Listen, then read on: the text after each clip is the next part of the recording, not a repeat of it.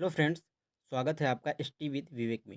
दोस्तों, आज हम भारतीय अर्थव्यवस्था के महत्वपूर्ण प्रश्नों को कवर करने वाले हैं जो किसी न किसी परीक्षा में अवश्य पूछे गए हैं। तो बिना टाइम वेस्ट किए चलते हैं अपने क्वेश्चन की ओर। भारत में बैंकिंग लोकपाल के बारे में कौन सा कथन सही है?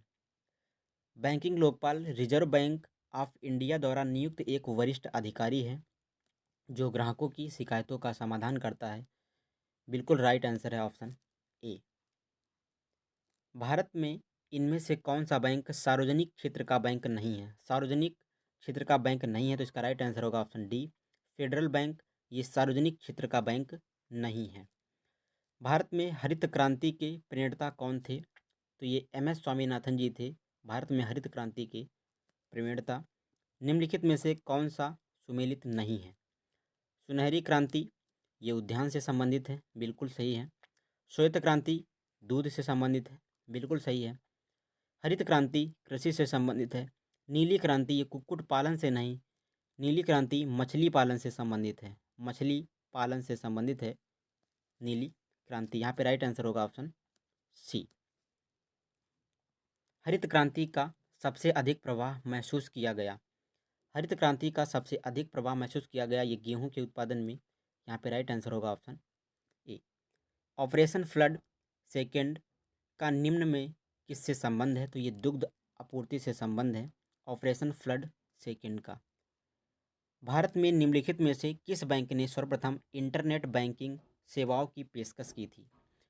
तो ये आईसीआईसीआई बैंक ने भारत में सबसे पहले इंटरनेट बैंकिंग सेवाओं की पेशकश की थी। भारत में सार्वजनिक क्षेत्र के बैंकों में सबसे बड़ा बैंक कौन सा है? तो सबसे बड़ा bank State Bank of India है। यहाँ पे right answer option C. The Imperial Bank of India को राष्ट्रीयकरण के पश्चात क्या नाम दिया गया? भारतीय स्टेट बैंक के नाम से जाना गया। The Imperial Bank of India को इसका राष्ट्रीयकरण जब हुआ उसके बाद इसका नाम बदलकर भारतीय स्टेट बैंक कर दिया गया। भारत में कृषि और संबंधित कार्यकलापों को निम्नलिखित किसके द्वारा सबसे अधिक उधार प्रदान किया गया? तो ये वाणिज्यिक बैंक के द्वारा सबसे अधिक उधार प्रदान किया गया। यहाँ पे राइट आंसर ऑप्शन बी। कृषि निर्यात नीति 2018 का लक्ष्य वर्ष 2022 तक भारत के कृषि निर्यात को $100 तक बढ़ाना है। भारत के कृषि निर्यात को 60 बिलियन से अधिक तक बढ़ाना है। यहाँ पे राइट आंसर होगा ऑप्शन बी। विशेष कृषि क्षेत्र स्थापित करने वाला पहला भारतीय राज्य कौन था? तो ये उत्तराखंड था। विशेष कृषि स्थापित करने वाला पहला भारतीय राज्य उत्तराखंड। इनमें से कौन सा भारत में कृषि विपणन के मुख्य उद्देश्यों में से एक नहीं है? तो इसका राइट आंसर होगा ऑप्शन सी, अनुकूल मंडी। ये भारत के कृषि विपणन के मुख्य देशों में से एक नहीं है। इसका राइट आंसर होगा ऑप्शन सी।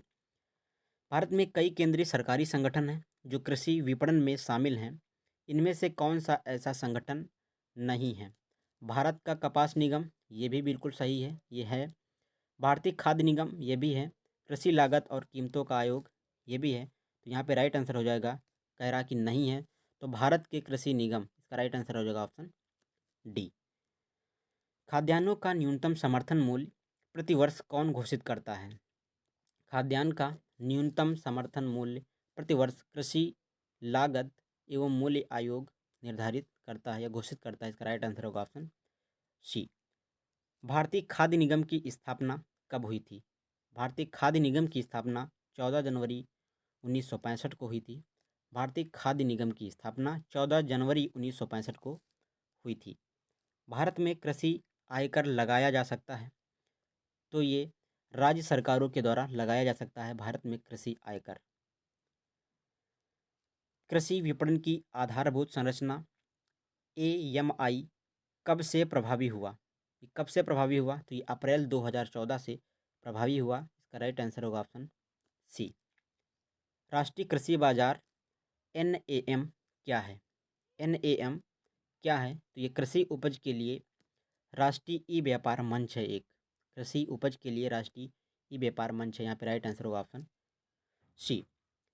कृषि के नवाचार और उद्यमिता को बढ़ावा देने के उद्देश्य से भारत सरकार स्टार्टअप और उन्हें संभावित निवेशकों से जोड़ने में सक्षम बनाने के लिए एक नया कार्यक्रम की शुरुआत कर रही है। इस कार्यक्रम को क्या कहा जाता है? इस कार्यक्रम को कहा जाता है एग्री उड़ान योजना के माध्यम से जो भारत सरकार है उद्यमिता को बढ़ावा देने का कार्य कर रही है।